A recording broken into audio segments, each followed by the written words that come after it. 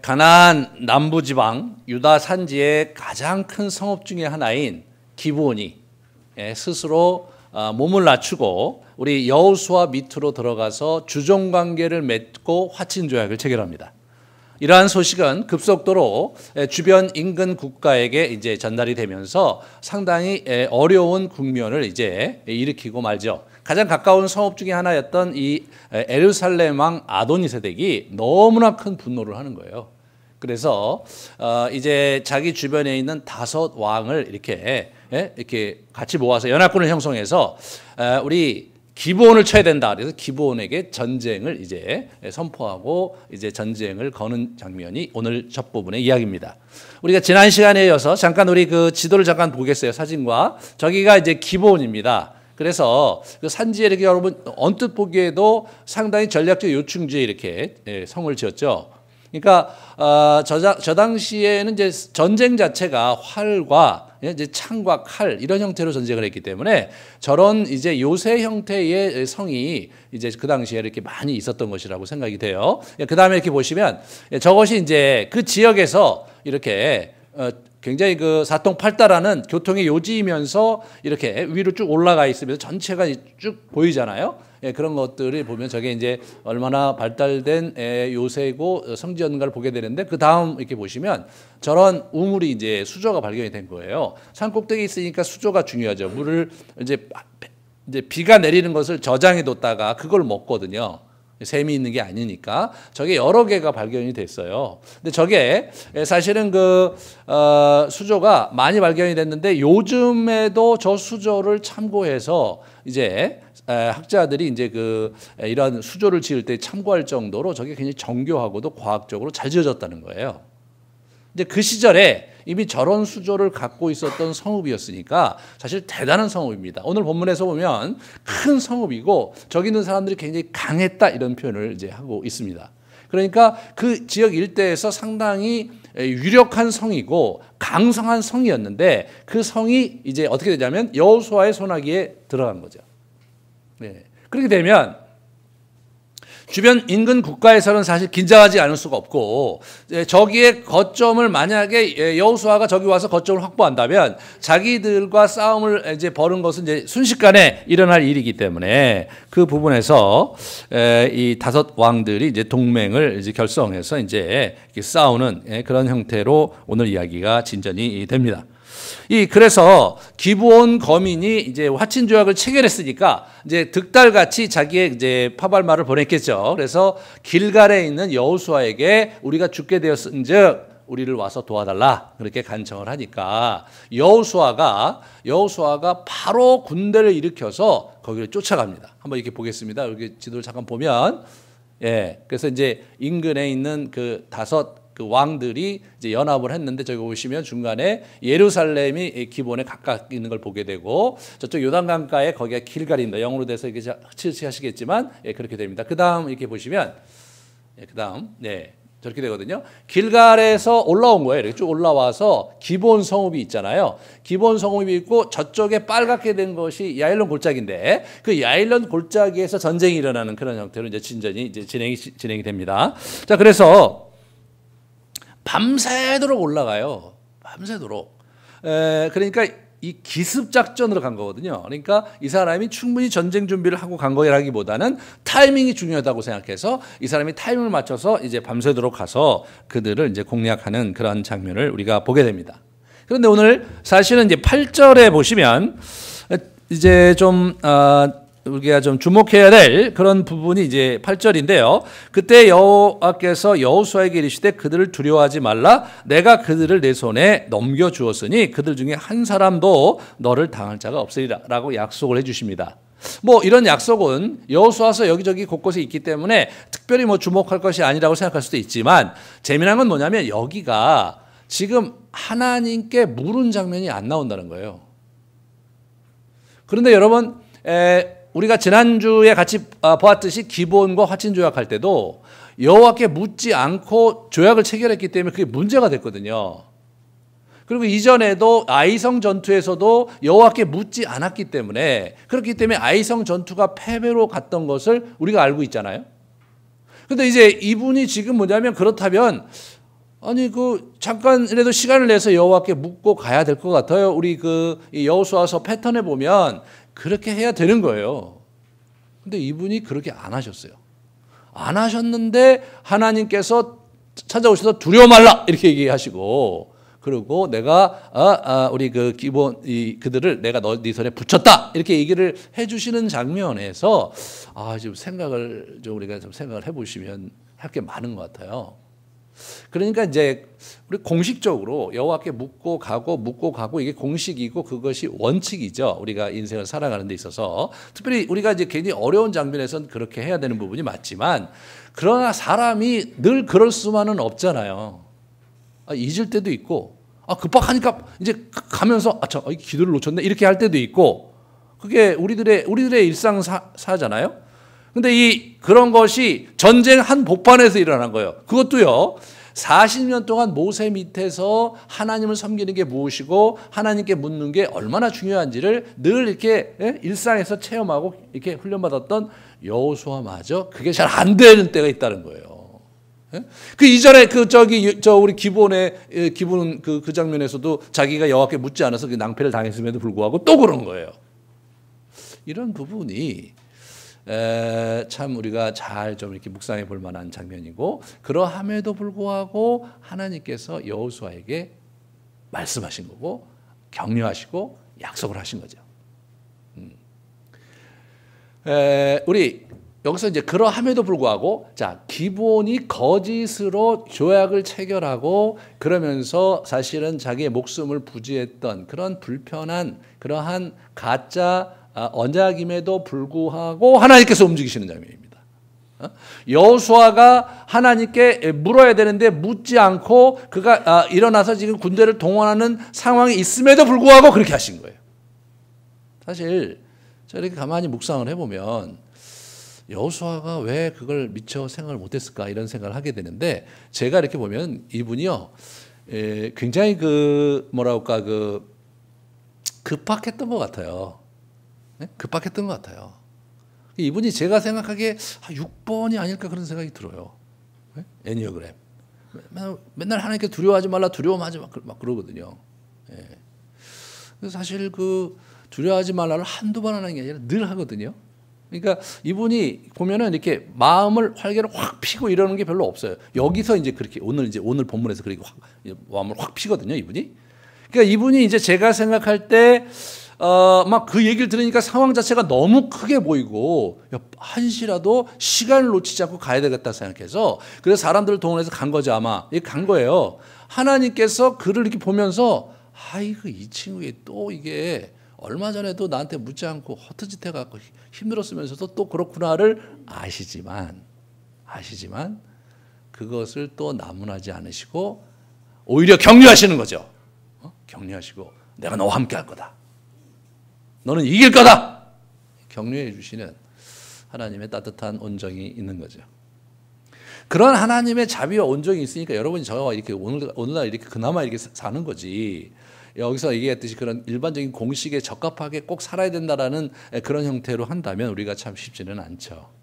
중요한 건 뭐냐면 하나님께서 여호수아의 중심을 보신 것 같아요.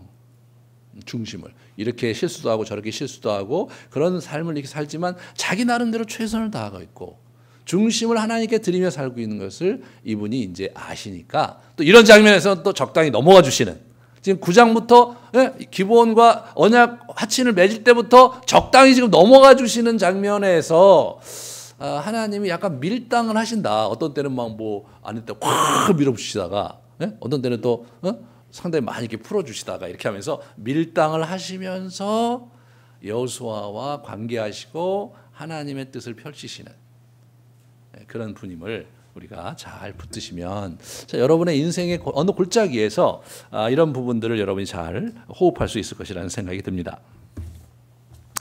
그래서 두려워하지 말라 이렇게 이제 얘기를 이제 하셨고요. 그 다음에 약속의 말씀을 이제 주셨습니다. 그래서 7절, 8절, 9절이 동심각이거든요. 7절을 보시면 여호수아가 모든 군사와 용사와 더불어 길갈에서 올라가니라 라고 얘기했고, 9절에 길갈에서 밤새도록 올라가서, 그렇게 하면서 중간에 여기 들어가잖아요. 그러니까 이게 이제 이런 강조를 하는 거죠. 올라가면서 올라가는 그 숨가쁜 우리 장면에서 하나님께서 여호수아에게 툭툭 치면서, 이 녀석 왜 나한테 안 물었어? 이렇게 얘기하시는 게 아니라 오히려 격려하시면서 힘을 내라, 내가 너와 함께 할 것이다 라고 말씀해 주시는 하나님의 성품과 그 온화한 그분의 마음을 우리가 엿볼 수가 있습니다. 그래서 가서 초토화 시킵니다. 이렇게 보시면 이제 10절부터 가보시면 알겠지만 여기서 이제 그들을 이스라엘 앞에서 패하게 하셨습니다. 그죠? 그래서 큰 살육이 일어났죠. 이게 막게다까지 이제 갔는데 11절에 보시면 그 상황에서 비탈길에서 하늘에서 큰 우박덩이를 내리신 거예요. 하나님께서 직접 개입하신 겁니다. 그래서 막 저쪽으로 쭉 내려가는 거예요. 쭉 이게 비탈길이거든요. 여기 위고 이렇게 내려가는 거예요. 이게 골짜기로 저 빨간 지역에. 그런데 하나님께서 내려가는데 어떻게 되냐면 우박을 막 주시는 거예요. 우박을. 그런데 우박이 막 엄청나게 컸나 봐요. 그 맞으면 큰 돌이라고 얘기한 걸로 봐서 뭐 이렇게 머리통만한 우박들이 막 떨어졌던 것 같아요. 그런데 좀 재미난 것은 뭐냐면요. 여러분 이렇게 보세요. 이 사람들이 도망하고 이제 추격을 한다고 생각해 보시면 우박이 떨어지면 이게 이쪽에도 사상자가 있어야 될 것 같아요. 우리 그 이스라엘 진영에도 사상자가 있어야 될 것 같은데 그런 형태로 진행 게 아니라 어떻게 된 건지 마치 그 정확하게 조준해서 던지는 것처럼 그 친구들만 이게 문제가 생기고 죽고 그런 일이 벌어진 거거든요, 이게. 그래서 성경은 여호와께서 그들을 치셨다 이런 표현을 하는 거예요. 뒤에 보시면 그들이 이스라엘의 칼에 죽은 숫자보다도 우박에 맞아 죽은 사람이 더 많았다. 그런 표현을 하고 있는 거죠. 이 장면이 사실 여호수아에게 굉장히 큰 격려와 자극이 됐던 것이 분명합니다. 왜냐하면 우리 그 출애굽기 9장에 가보시면요. 출애굽기 9장에 무슨 일이 있냐면 그 10가지 재앙에서 우박 재앙이 있어요. 그래서 우리 모세가 우박 재앙을 내릴 때 어떤 일이 벌어졌냐면 고센 지역, 이스라엘 백성들이 사는 지역에는 우박이 안 내렸어요. 다른 지역에 우박이 내리면서 그 채소와 식물들이 완전히 초토화됩니다. 그것이 이제 9장 사건이거든요. 그러니까 이제 그런 출애굽기 9장에 있는 이 사람이 그때 살아 있었을 때 거잖아요. 이 사람이 출애굽할 나이가 70이니까 그러니까 출애굽할 나이가 40이니까 살아 있을 때거든요, 이 사람이. 저기 그런 나이예요. 그러니까 그거를 그 사람이 애굽에서 경험을 했는데 이 장면에서 상당히 그 영감을 많이 얻었을 거라는 생각이 들어요. 왜냐하면 그 다음 장면이 그 연결이 되거든요. 그런데 오늘 이제 이 사람이 이제 그 다음 장면에서 뭐가 나오냐면 이 태양아 멈춰라 그런 얘기를 한 거예요. 저 골짜기에서 태양아 멈춰라. 아니 뭐 밑도 끝도 없이 태양은 왜 멈추나 전쟁을 하다가 그런 생각을 우리가 하게 되는데 이 정황상 이분이 갖고 있는 어려움이 뭔지를 알면 이분이 얼마나 급박했는지를 이해할 수가 있어요. 뭐냐면 이분이 이제 전쟁을 저렇게 급하게 올라왔잖아요. 그 다음에 일단락 전쟁이 되면서 다시 길갈로 돌아가는 게 15절에 나와요. 15절에 다시 길갈로 갑니다. 그러면 이제 워낙 전투가 그렇게 되느냐 그런 건 아니에요. 그 다음부터는 어떻게 되냐면 21절에 보시면 막게다에 진을 쳤고요. 그 다음에 31절에 라기스에 진을 쳤고 그 다음에 34절에 에글론에 진을 쳤고 그 다음에 다시 길갈로 돌아갔습니다. 43절에. 그러니까 이제 어떻게 된 거냐면 첫날 전투에서 너무 급박하게 왔으므로 이 사람이 진을 칠 준비를 못하고 왔던 것 같아요. 그러니까 일단 철수를 해서 다시 그 진영에서 진을 짤 준비를 해갖고 여러 가지 뭐 텐트라든가 또 먹거리 장비라든가 또는 여러 가지 음식 이런 도구들 이런 걸 가져와야 되잖아요. 그거를 가지고 다시 왔던 것 같아요. 그게 이제 막게다예요. 그게 막게다. 그렇다면 이제 여러분 생각해 봅시다. 여러분이 만약 우리 여호수아다. 여호수아인데 이제 급하게 이제 기드온성이 이제 기본성이 떨어질 것 같으니까 열심히 와갖고 전쟁을 했어요. 전쟁을 했는데 하늘에서 하나님께 도와주신 거예요. 자기들은 예기치도 않았고 뜻하지 않았는데 우박이 막 떨어지는 거예요. 그러면서 이 사람들이 혼비백산에서 지금 도망갑니다. 그런데 여호수아의 입장에서 보면 지금 저게 산지 전쟁이거든요. 근데 산지 전쟁인데 저 사람들은 산지에서 살았기 때문에 빠삭한 거예요. 뒤에 보시면 그들이 자신들의 성으로 도망가기 전에 다 우리가 죽이자. 그런 얘기하면서 막 그 독촉을 하고 재촉을 하거든요. 그러니까 저 사람들이 흩어져서 자기 성읍으로 돌아가면 전쟁이 더 힘들어지는 거죠. 물론 그 전쟁 속에서 우리가 이기겠지만 그러나 사상자가 많이 나는 거예요. 자, 우리 이제 다섯 왕들의 입장에서 보면 이제 자기들이 아침에 일어났는데 그냥 산 위에서 이 친구들이 득달같이 막 밀려오니까 준비가 되지 않은 채 자기들은 기브온 동족만 살피고 있었는데 기브온에 아니라 이스라엘 군대가 오니까 얼마나 혼비백산했겠어요. 그러니까 자기들이 뭐 어떻게 하다 보니까 이제 밀리는 형국이 됐겠죠. 하지만 여기가 어딥니까? 그 사람들 라오발이 아니에요. 그러니까 뭐 다섯 왕들이 조금 밀리다가 전열을 정비하고 일단 뭐 후퇴를 한다든가 아니면 저 산 기퉁에 가고 저 골짜기 이런 식으로 해서 일단은 정비를 하고 2차전을 준비하면 되는 거거든요. 그런데 문제는 뭐냐면 우박이 떨어진 거예요. 앞에서 나를 짓이기는 상대편은 내가 어떻게든지 칼이나 창으로 대처해 볼 요량이 있지만 위에서 떨어지는 우박을 어떻게 하겠어요? 이분들의 입장에서는 뭐냐면 앞에서 오는 적도 적이지만 하늘에서 떨어지는 우박이 더 무섭지 않겠어요? 이분들이 어떻게 됩니까? 여러분이 막 그 군대였다고 생각을 해봐요. 이게 전쟁이 시작이 됐는데 싸워보려고 했는데 막 우박이 떨어져서 앞에 있는 동료들이 막 기절해서 막 옆에서 막 쓰러져, 줄비하게 쓰러져. 그러면 답은 딱 하나죠. 도망가는 수밖에 없는 거예요. 뭐 어떻게 하겠어요? 도망가야죠. 걸음아 나살려라. 이게 이제 이거죠. 걸음아 나살려라고 도망가는 거죠. 그리고 혼비백산에서 도망가는 거예요. 그런데 이제 그걸 딱 보는 우리 이 여호수아가 때가 이때다. 그래서 이때 완전히 이 사람들이 기가 죽어서 완전히 위축이 돼서 도망가는 그 친구들의 잔당을 소탕하면 이 지역 전투가 굉장히 쉬워지겠다라고 생각을 한 거예요. 사실 그 판단은 맞았고 다음 날부터 전쟁에서 굉장히 수월하게 그 일대를 점령을 합니다. 그런데 거기서 뭘 한 거냐면 태양아 멈추어라 그런 거예요. 그렇다면 우리가 좀 생각해 보면 여호수아가 오늘 이참에 전 문제를 해결하는 게 참 좋겠다고 생각을 한 거예요. 지금 여기서 전쟁을 거두면 자기는 다시 어떻게 되냐면 다시 이제 길갈로 가서 채비를 해서 와야 돼요. 오면은 어떻게 되냐면 정규전을 치러야 돼. 이 친구들도 도망갔다가 재정비를 전열을 정비해 갖고 이제 진군해서 올 거고 자기도 전열을 정비해서 진군해서 이렇게 와 갖고 이제 대치국면으로 들어가면 사실은 전쟁이 힘들어지는 거죠. 왜냐하면 이 여호수아는 정규전에는 어떻게 안 되는 존재잖아요. 이게 안 돼. 그리고 여러분 저때 전투라는 것은 일반적으로 평지에서 벌어지는 전투입니다. 그래서 진을 이쪽에 이렇게 짜고 이렇게 들어가는 거거든요. 안시성 여러분 보셨어요? 안시성? 그 30만 저기 중국 그 당나라 군대가 왔는데 이게 뭐 연개 소문이가 이게 했지만 사실은 뭐 평지 전쟁에서 전략적으로 우세한 상대편에게 완전히 당하잖아요. 그 엄청난 군대가 안시성 몇천 되지도 않는 안시성을 점령을 하려고 그러는데 그게 안 되는 거잖아요. 그러니까 산성이라는 게 그게 어려운 거죠. 고대 전투에서 요새는 뭐 포 쏘고 그다음에 이제 저기 비행기를 갖다가 그냥 쏘고 안 되면 드론 갖다 폭격하고 이렇게 하면서 끝내지만 고대 전쟁에서는 창과 활과 이런 것밖에는 없는 거니까 그러니까 이 공성전이라는 것은 굉장히 고통스러운 전쟁이거든요.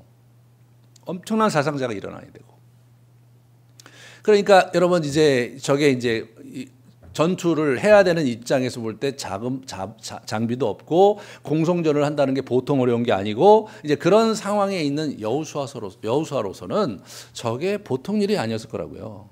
지금이 그때다. 그러니까 태양을 멈추어서라도 그래야 오늘 시간을 벌어서 일단은 기선을 제압해야 된다. 실제로 이 사람의 예상은 맞아떨어졌어요. 왜냐하면 완전히 주력 부대가 괴멸됐던 것 같아요. 그래서 다섯 왕이 도망가고 어디로 가냐면 굴에 숨어요. 굴에. 근데 이분들이 정상적인 분별력을 가졌다면 어떻게 되냐면 한꺼번에 한 굴에 들어가면 안 되죠. 그렇잖아요, 여러분. 흩어져 갖고 자기 각자 도생을 해 갖고 우리 각자 우선 전열을 정비하고 다시 연락해서 2차전을 준비해서 이렇게 나와야 되잖아요. 근데 한 굴에 들어가서 거기 있다가 다 잡혀 갖고. 그 왜 그렇습니까? 정신이 나간 거죠.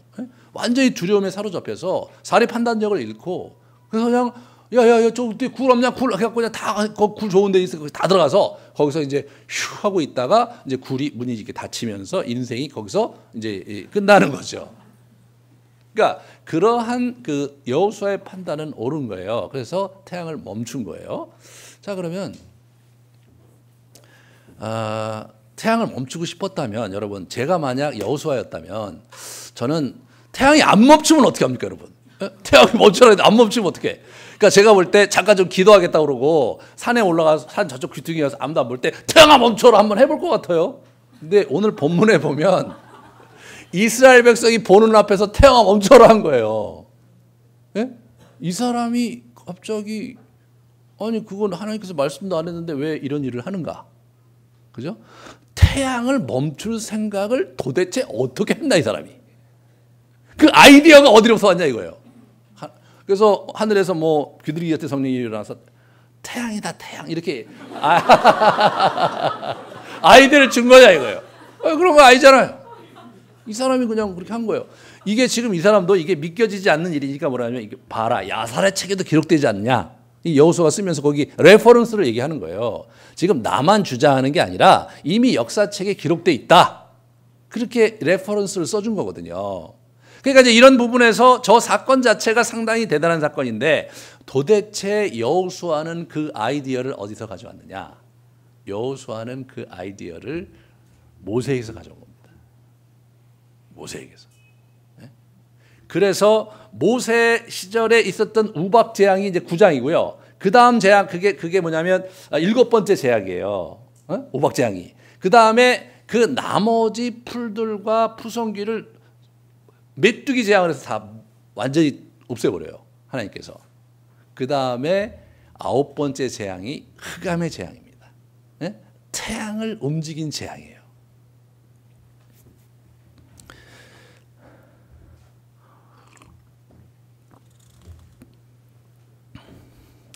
이 사람은 지금 뭐냐면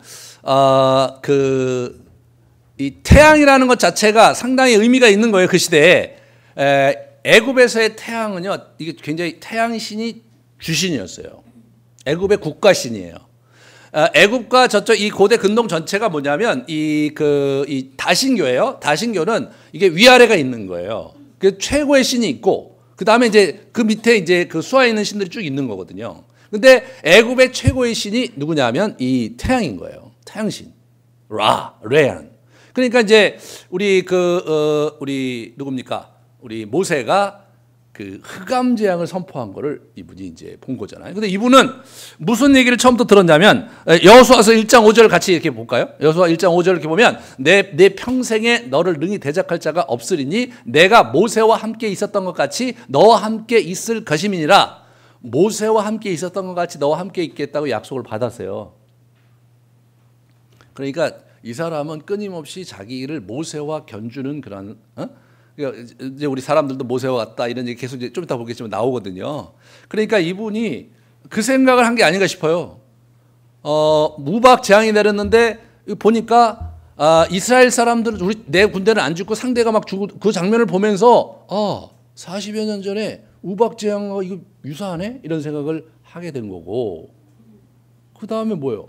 그 다음에 태양이었는데 이 생각을 한 것 같아요. 이 사람이. 그래서 모세가 태양을 움직였다면 나에게도 태양을 움직일 수 있는 기회는 있는 것이다. 뭐 이런 생각을 한 것 같아요. 이분이. 제가 뭐 정확하게 그 심리를 다 읽어낼 수 없지만 거의 맞을 것 같아요. 천국에 가면 우리 한번 물어보자고요. 그때 당신이 어떻게 그 일을 했는지 거의 그 이재천 목사의 해석이 맞지 않을까 저는 그렇게 생각이 돼요. 그래서 이제 이 사람이 이제 그 태양을 멈추게 한 거죠.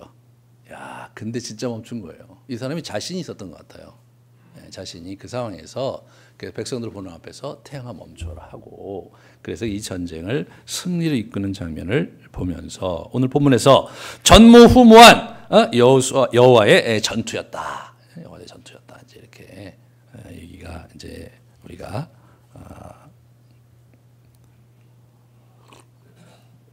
기록된 것을 보게 됩니다. 엄청난 사륙이 일어나서 재기 불능하도록 이제 패퇴를 시키는 장면을 보게 됩니다. 여기서 우리는 언약에 돌아온 자기 백성을 위해 싸우시는 여호와 하나님의 자비를 봅니다. 기브온은요, 자기의 진멸하라는 히위 족속, 그 아모리 족속 중에 히위 족속이었어요. 히위 족속인데 그를 살리는 겁니다. 왜? 내 이름 안에 언약아에 들어왔기 때문에 그는 나의 자녀인 거예요. 그러니까 우박 재앙과 태양을 멈추는 것을 통해서 결국 기브온 거민을 구출하는 장면이 이렇게 보여주는 거거든요.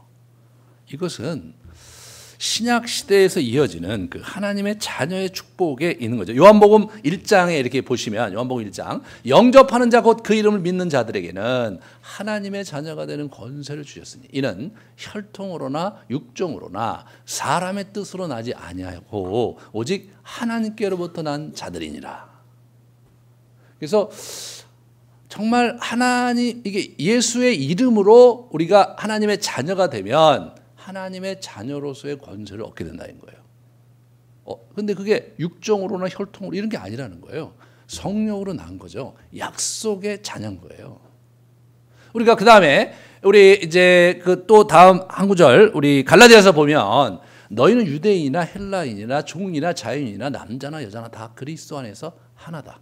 그리스도 안에서 이제 뭐냐면 그리스도를 믿게 되면 너희가 그리스도의 것이면 곧 아브라함의 자손이요 약속대로 유업을 이을 자다. 그리스도 안에 있으면 이방인이나 헬라인이나 다 똑같은 거고 남자나 여자나 종이나 자유나 다 똑같은 거다.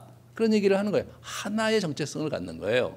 이 하나의 정체성이 뭐냐면 아브라함의 후손으로서의 정체성을 같이 가지면서 아브라함에게 하신 약속이 결국 그 그리스도를 믿는 자들에게도 이어지는 것이다. 그런 거예요. 저 얘기가 신약의 한 복판에 있는데 예수님의 굉장히 중요한 얘기인데 그 사도들이 여러분 이게 구약의 한 복판에 있는 거예요. 신약에도 정중심에 있듯이 구약의 한 복판에 그러니까 여호수아서 9장 10장에 하나님의 언약하에 있는 자는 다 하나님의 백성이고 하나님께서 그들을 위해 싸우시는 분이라는 것을 보여주는 장면입니다. 여러분과 제가 하나님과 언약을 맺었다는 사실 하나만으로 그분의 자녀로서의 권세와 그분에게 요청할 수 있는 자격이 구비됐다는 사실이 기독교의 복음이거든요. 이게 진짜 복음이거든요. 횡재를 한 거니까 복음 맞죠. 이 사건을 전후로 우리 이제 막게다 굴 앞에서 여호수아의 모습이 완전히 바뀌어집니다. 강자가 된 모습을 보게 되는 거예요. 막게다 굴에 숨은 5 왕을 끌어내서 이 사람이 뭐 하냐면 자기의 그 지도자들, 그 군사 지도자를 해놓고 어떻게 되냐면 이렇게 목을 이렇게 밟으라고 그러는 거예요. 목을. 그러면서 두려워 말고 놀라지 말라, 강하고 담대하라 그 얘기를 이 사람이 하고 있어요. 여기서요. 이게 워낙 뭐예요? 하나님께 받은 말이잖아요. 하나님께서 자기에게 주신 말이잖아요. 그 주신 말을 이제 자기가 누구한테 얘기하자면 자기의 백성들에게, 자기 백성 리더들에게 그걸 하고 있는 중이잖아요. 이 사람이 뭐냐면 더 이상 과거의 여호수아가 아닌 거예요. 완전히 다른 신분으로, 다른 자의식을 가진 하나님의 사람으로서 완전히 바뀐 겁니다. 이 사람이. 그러한 목을 밟는 것은 그 당시 고대 근동에서 전쟁의 승자가 이제 자기의 피정복 그 왕을 짓밟는 거, 이런 거는 그 당시에 일반적인 의식이었다고 그래요. 그런 세리머니를 하면서 이제 이스라엘 백성들을 굳게 해요. 왜? 앞으로도 전쟁이 남아 있거든요.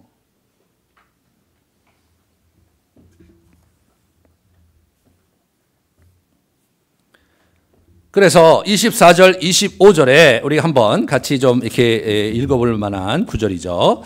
그 왕들을 여호수아에게로 끌어내매 여호수아가 이스라엘 모든 사람을 부르고 자기와 함께 갔던 지휘관들에게 이르되 가까이 와서 이 왕들의 목을 발로 밟으라 하매 그들이 가까이 가서 그들의 목을 밟으매 여호수아가 그들에게 이르되 두려워하지 말며 놀라지 말고 강하고 담대하라. 너희가 맞서서 싸우는 모든 대적에게 여호와께서 다 이와 같이 하시리라. 그 사람들이 그걸 딱 보여주는 거예요.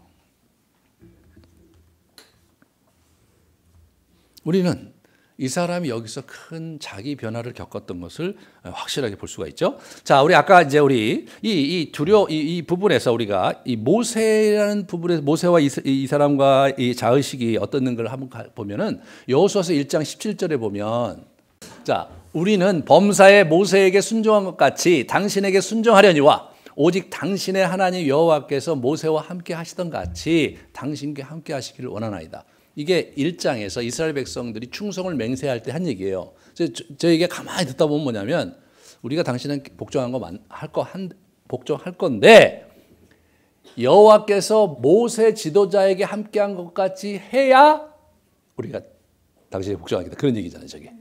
예? 그래서 그 얘기예요, 저게. 그러니까 이 사람이 굉장히 부담이 컸겠죠. 여호수아서 3장 7절에 요단강 건너기 전에 뭐라고 그러시냐면 너를 온 이스라엘의 목전에서 크게 하여 내가 모세와 함께 있었던 것 같이 너와 함께하는 것을 그들이 알게 하리라. 알게 하리라.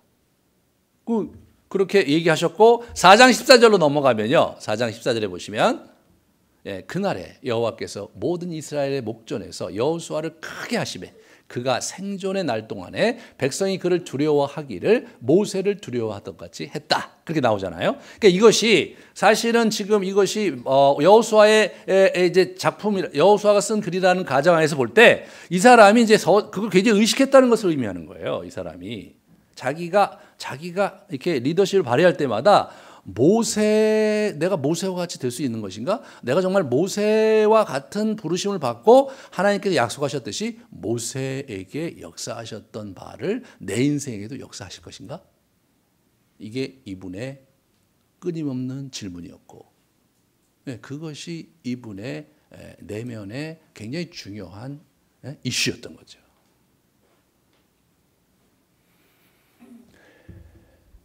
본인은 분명히 요단강이 갈라졌지만 우리 모세가 홍해를 갈랐듯이 이 사람도 요단강을 가르고 왔지만 홍해는 모세가 자기 지팡이로 한 거지만 그러나 우리 요단강은 제사장이 밟아서 갈라진 거잖아요. 자기가 그렇게 한 건 아니잖아요. 그리고 이제 전쟁을 하는데 여리고성 전투는 이겼어요. 하지만 두 번째 우리 아이성 전투에서 패했어요. 그리고 이제 가까스로 그걸 극복해갖고 아이성을 점령했어요. 근데 갑자기 기브온에 한때부터 이 사람이 약간 문제가 생긴 거죠. 기브온 조약도 실패를 자기가 실수를 했어요. 지금 그런 상황이 이 사람이. 그럼 이 전쟁이요. 자칫하다가는 완전히 이 전쟁에서 뭔가 삐끗하면 자기 리더십에 균열이 생기는 것은 물론이고 그거보다 더 심각한 건 뭐냐면 내가 과연 지도자감일까? 내가 과연 하나님께서 정말 나와 함께 하시는 자로 살아가는 게 마땅한가? 이런 부분에 굉장히 중요한 전투가 저 전투였던 거예요. 그래서 이 사람은 뭐 한 겁니까?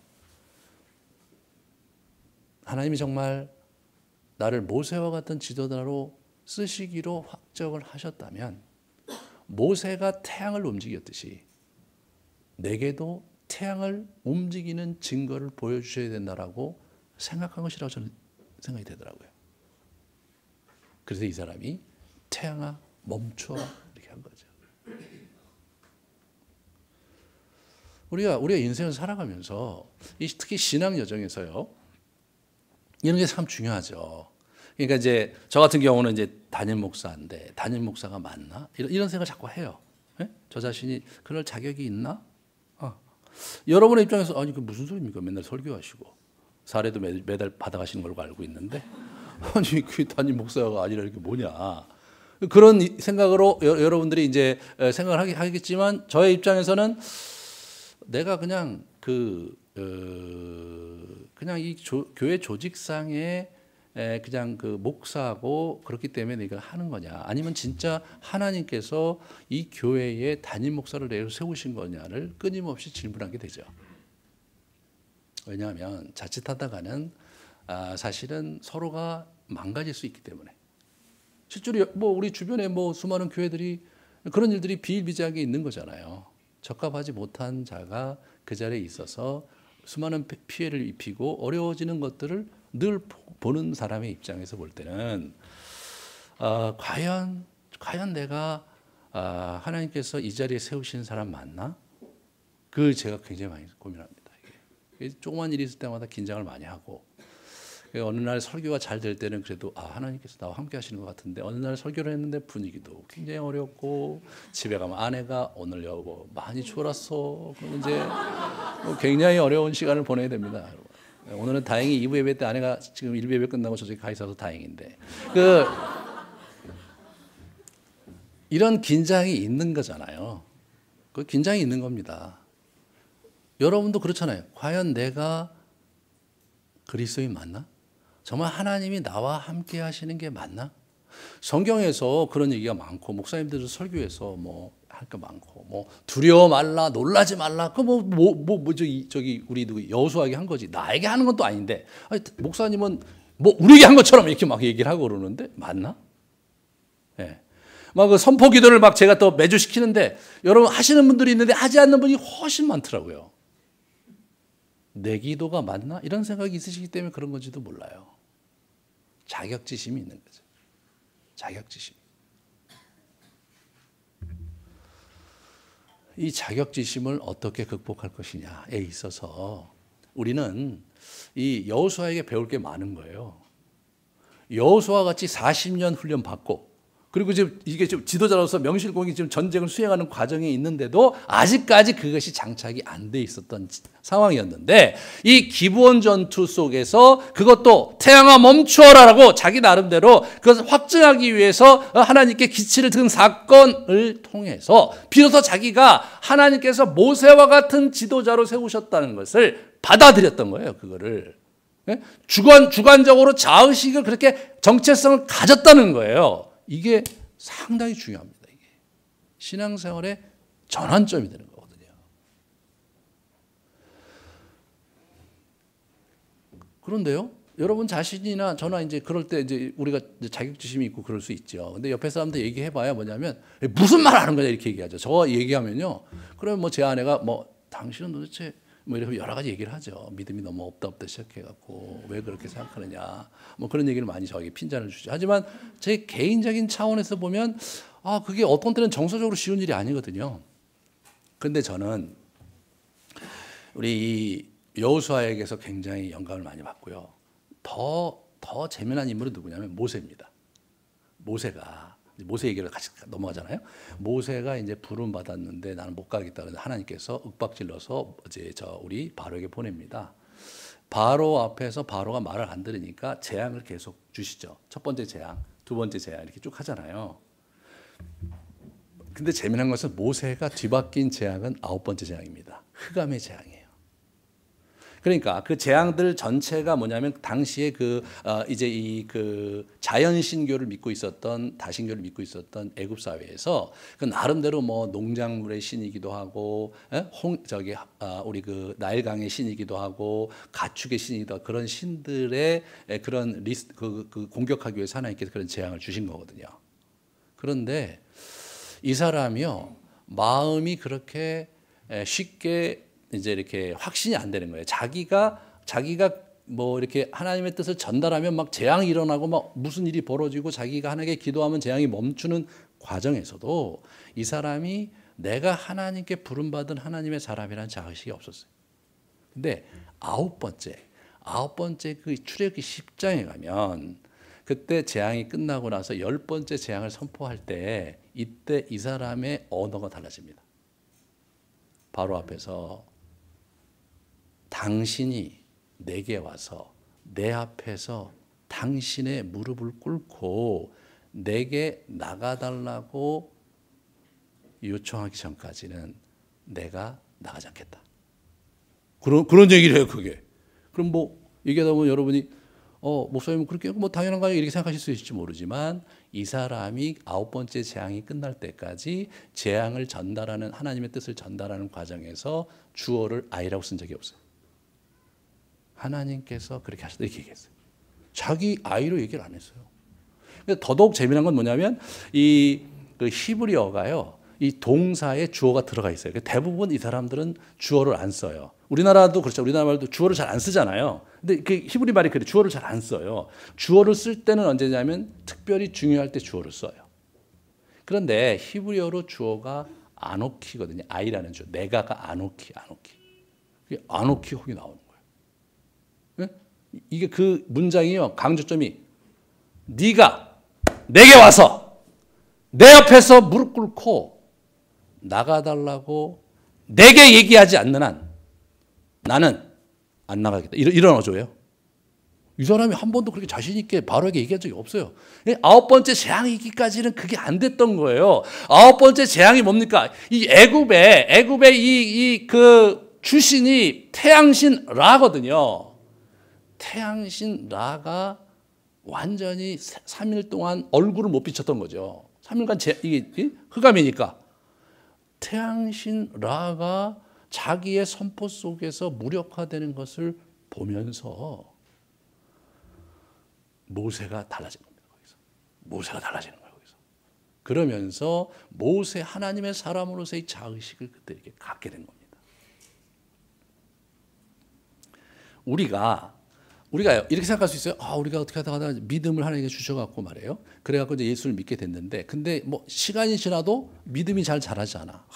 나는 은혜가 없는 것 같고, 왠지 잘 안 되는 것 같고, 이제 그런데 사실은 그렇게 믿음이라는 것이 쉽사리 우리 안에서 자리 잡기는 시간이 걸리는 건데, 그것도 어떻게 해야 되냐면 모세와 여호수아를 통해서 우리가 확인하게 되는 건 뭐냐면, 영적 싸움을 싸워가면서 자기의 분투를 할 때 어느 시점에서 그 확신이 자기에게 자리 잡히는 거라는 거죠. 우리가 기도하면서 우리의 싸움을 쌓아나가지 않으면서 그러한 확신이 내 마음 가운데 자리 잡고 하나님께서 나와 함께 하실 것이라는 그러한 분명한 자의식을 가지고 내 인생을 살아갈 수가 없는 거라는 거예요. 영적 싸움의 1차적인 장은 우리 자신과의 싸움이라고 말씀을 드렸고요. 영적 싸움의 1차적인 고지가 어디냐면 그 싸움 중에서 내가 하나님의 복받을 자가 맞네. 하나님께서 나와 함께 하시고 내 길을 인도하시는 분 맞고 그분이 지금 이 순간 내 길에 동행하시네. 이거를요, 우리가 그러한 골짜기에서 덜커덕 받아들이는 날, 그게 우리의 신앙생활의 완전한 전환점이 되는 겁니다.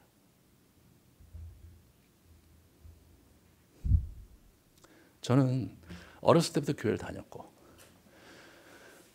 그러다 제가 중학교 3학년 때 예수를 영접을 했습니다. 그리고 이제 신앙생활 나름대로 열심히 하다가, 그렇게 하다가 제가 복음을 친구들 막 교회 데려왔는데 거의 예수 믿는 친구도 없었고, 이제 그렇게 지지부진 다녔는데, 제 인생의 전환점이, 제가 사역을 하게 되는 전환점이 언제였냐면, 제가 단체에서 대학교 4학년 때 이제 불신자 수련회에 제가 조장이었어요. 조장인데 그 조장에서 이제 이렇게 네 명이 이제 저희 이제 예수 안 믿는 우리 형제들이에요. 그래서 제가 이제 이렇게 같이 집회를 하고 이제 강사들이 와서 쭉 복음을 전하고, 저는 소그룹에서 성경 공부하고 이제 책자를 갖고 나누고, 이게 일주일 동안 진행되는 거거든요. 일주일 동안 진행이 되는 과정에서 이제 한 목요일쯤 됐을 때부터 이제 복음을 어느 정도 들었기 때문에 이제 초청을 하는 시간을 가졌어요. 그래서 이제 한 친구를 이제 제가 볼 때 가장 유력하고 내 말을 잘 듣는 형제가 있었어요. 그래서 저 친구부터 하자. 그래서 이제 그 친구를 데려다 놓고, 우리가 이렇게 했는데, 자, 이제 복음에 대해서 충분히 알 만큼 알았는데 혹시 질문이 있냐? 그랬더니 질문이 이제 없대요. 그러면 예수님을 주로 받아들이는 것에 대해서 어떻게 생각하냐고 얘기를 했어요. 그랬더니 그렇게 하겠대요. 그래서 너무나 쉬워갖고 제가 아니 그게 아니라 이제 하면서 다시 한번 생각해 보자. 그래서 이제 점검을 했어요. 점검을. 그래서 예수를 믿는다는 건 이런 것이고 쭉 얘기를 했어요. 얘기했는데 예수 믿냐 했더니 믿겠다는 거예요. 제가 너무나 충격을 받아갖고, 그래서 같이 이제 거기 써 있는 책자에 나와 있는 대로 같이 영접 기도를 하고 이제 영접을 시킨 거예요. 그리고 나서 제가 혼자 산에 가서 멍청하게 서 있었던 거예요. 와, 내 말을 듣고도 예수를 믿는 사람이 있구나. 저는 그게 너무 신기했던 거예요. 왜냐면 어렸을 때부터 교회를 제 친구들은 다 우리 교회 왔거든요. 고등학교 때 다 우리 교회, 나를 알면 우리 교회 와야 돼. 와야 돼. 그래서 다 왔죠. 그렇지만 그 친구들 중에 한 명도 예수 믿는 사람이 없었어요. 근데 이게 도대체 내 말을 듣고 예수를 믿네. 그래서 제가 그날 다시 한번 진짜인가 확인하자. 나머지 셋을 한꺼번에 불렀습니다. 그래서 이제 그 첫 번째 친구는 그 형제였고 나머지 셋은 자매들이었기 때문에 따로따로 불러서 얘기가 좀 그래갖고 방에다가 이제 세 사람 불러놓고 저쪽에 이제 그 용인 쪽이거든요. 그래서 같이 이제 기도 한번 하고 예수를 믿겠냐 그랬더니 이분들이 너무나 기쁘게 다 예수를 믿는다는 거예요. 그래서 제가 너무 기뻐갖고 이제 그 사람들을 이제 영접 기도를 시키고 이제 가서 간사님한테 보고하러 갔어요. 너무 재밌는 게 뭐냐면 우리 조만 다 결단을 한 거예요. 다른 조는 한둘만 하고 결단을 다 안 했더라고요. 그래갖고 제가 야 이게 그냥 다 되는 게 아니구나. 내가 조금 더 잘했구나.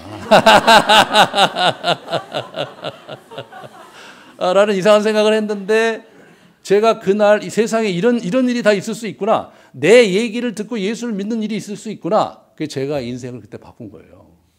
내가 내 인생에 이런 축복의 자리에 내가 꼭 있어야 되겠다. 싶어갖고 그때부터 복음을 그때부터 이제 전하기 시작하고 군에 가서 정말 많이 전했어요. 예수 많이 믿었어요, 제가. 이게 뭐 훈련소에서도 많이 제가 예수를 믿게 하고 자대 가서도 예수 믿게 하고 그렇게 복음을 전하면서 사람들에게 예수를 전하는 게 너무나 재밌더라고요. 결국 그렇게 흘러가면서 결국은 제가 목사가 된 거예요. 하나님께서 내 입을 통해서 상대방의 마음을 바꾸시는 것을 보는 순간 와, 이게 그 목사님들이 얘기하셨던 바로 그 성령의 역사이고 성경에서 얘기하는 그 얘기의 실체구나. 이게 진짜로 일어나는 거 맞구나. 그러니까 이 세상이 보이는 게 다가 아니고 하나님께서 정말로 살아계시고 말씀 속에서 역사하신다는 이 사실 자체가 살아있는 나의 진리로 다가오니까 달라지더라고요. 만약 여러분의 이 여정에서 왜 나는 믿음이 안 생기고 뭔가 이게 안 되고 막 이런 게 있는가 이렇게 생각하실 때 이렇게 우리가 마음을 다잡고 모세도 그런 길을 갔고 여호수아도 그런 길을 갔으니까 나도 그렇게 가면서 나 자신과 씨름하고 기도하면서 내 앞에 있는 문제들을 우리가 극복해 보려고 하나님의 도우심을 구하는 그런 과정을 가다 보면 엎치락 뒤치락 때때로 될 때도 있고 안 될 때도 있고 이런 형태가 흘러가지만 그러던 어느 순간에 하나님께서 나와 함께 하심을 내가 붙잡게 되는 것이고 그 순간이 나를 완전히 하나님의 사람으로 갈 수 있는 사람으로 뒤바꾸는 것이구나. 이것이 영적 전투에서 가장 중요한 길목이다. 이게 되면 그 다음부터의 싸움은 어렵지 않거든요. 그게 안 되니까 우리의 싸움이 어렵고 그게 안 되니까 우리의 신앙생활이 어려운 거거든요.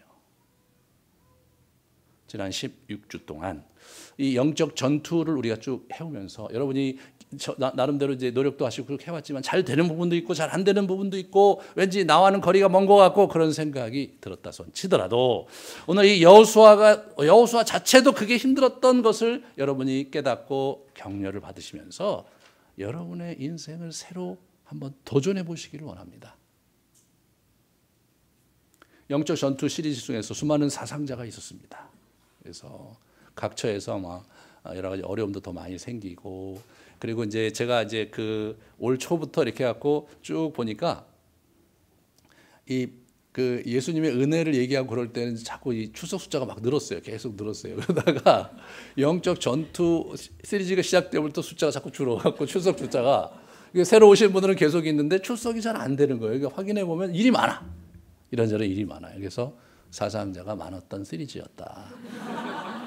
근데 이제 이거를 연말까지 끌고 가기에는 우리가 아직 역량이 안 되므로 사상자 문제를 해결해야 된다는 게 저의 생각이었고 그래서 전쟁에는 상처도 있게 마련이고 이제 결손이 있게 마련이니까 그래서 다음 주부터는 우리 예수님을 만나서 치유와 회복 시리즈로 연말까지 따뜻하게 보내도록 하겠습니다. 예, 정말 여러분 하나님과 이 땅을 사는 것 자체의 그 묘미를 우리가 잘 알게 되면 신앙생활이 참 재밌고 역동적인 것이라는 거 그리고 우리 인생이 정말로 달라질 수 있다는 것을 여러분이 믿음으로 붙잡으시기를 축원합니다. 우리 같이 기도하면서 오늘 좀 말씀 정리하도록 하겠습니다.